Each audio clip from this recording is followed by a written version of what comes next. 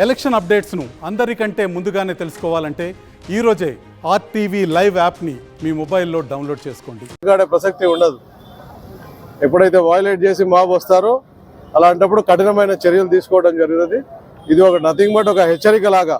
సంఘ విద్రోహ శక్తులు ఎవరైనా అటువంటి చర్యలకు పాల్పడితే చర్యలు కఠినంగా ఉంటాయి. ఎక్కడ పోలీసులు వెనకాడనేది ఒక హెచ్చరిక, ఒక నమూనా డ్రిల్ ఇది.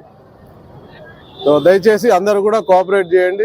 రాబోయే కౌంటింగ్ సందర్భంగా ఎక్కడ కూడా సంఘ విద్రోహ శక్తులను ఎవరు కూడా ఎంకరేజ్ చేయొద్దు. ప్రశాంతంగా మనం ఎన్నికలు జరుపుకున్నాం. రాబోయే కౌంటింగ్ కూడా అంత ప్రశాంతంగా జరగాలి. ప్రజల యొక్క అందరి సహకారం కోరుకుంటున్నాం. మీ అందరి సహకారం కూడా కోరుకుంటున్నాం. కౌంటింగ్ సెంటర్కి దయచేసి ఏజెంట్స్ తప్ప, క్యాండిడేట్లు ఏజెంట్స్ తప్ప వేరే ఎవరు కూడా రావద్దు. 144 సెక్షన్ ఉంది. ఇది అందరూ కూడా గమనించాలి. జిల్లాలో అందరూ కూడా అన్ని నియోజకవర్గాల నుంచి కూడా అందరూ కూడా మనకి సహకరించాలి. ప్రశాంతంగా జిల్లాలో ఎన్నికల వాతావరణం పూర్తి అవ్వాలి. ఇది మా పోలీసు వైపు నుంచి జిల్లా ప్రజలందరికీ కూడా విజ్ఞప్తి.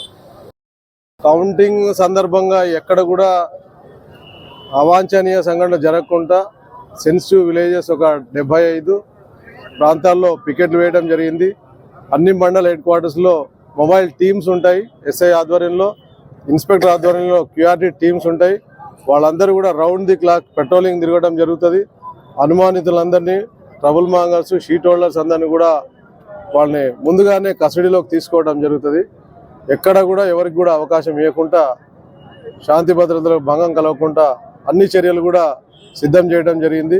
కౌంటింగ్ సెంటర్ దగ్గర అన్ని రకాల చర్యలు చేపట్టడం జరిగింది. భద్రతాపరమైన చర్యలు, 3 అంచెల భద్రతా వ్యవస్థ ఆల్రెడీ ఉంది.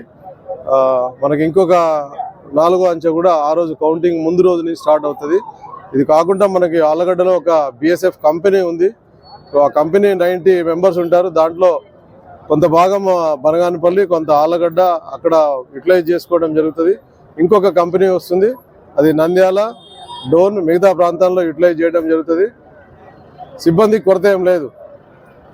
ఇది CAPF బలగాలు, BSF బలగాలు 2 కంపెనీలు వస్తున్నాయి. APS కూడా వస్తుంది.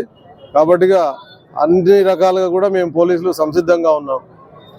ఆ రోజు ఎవరికి కూడా 72 అవర్స్ తర్వాత వరకు కూడా 6th వరకు కోడ్ ఉంటుంది. అప్పటి వరకు ఎటువంటి ఊరేగింపులు కానీ సంబరాలు కానీ చేసుకోవడానికి వీల్లేదు. 144 అమల్లో ఉంటుంది. తదుపరి పర్మిషన్లు ఎలా ఉంటాయి, ఎలా ఇస్తారు అనే దాన్ని బట్టి కార్యక్రమాలు ఉంటాయి.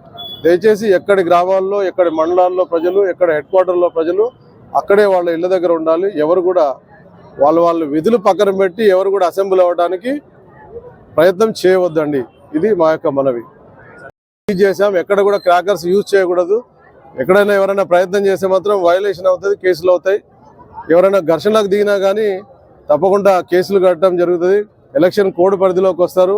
కంపల్సరీగా వాళ్ళ మీద రౌడీ షీట్స్ ఓపెన్ చేయడం జరుగుతుంది.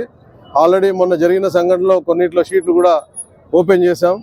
ఇబ్బంది పెట్టదలుచుకోలేదు ఎవరిని కూడా. దయచేసి ఎవరి ప్రాంతంలో వాళ్ళు, ఎవరి స్థానాల్లో వాళ్ళు ఉంటే ప్రశాంతంగా ఉంటుంది. మరిన్ని వీడియోస్ కోసం ఛానల్ ని సబ్స్క్రైబ్ చేయండి. లేటెస్ట్ అప్డేట్స్ కోసం వాట్సాప్ ఛానల్ ని ఫాలో చేయండి. అండ్ లింక్ డిస్క్రిప్షన్ లో ఉంది.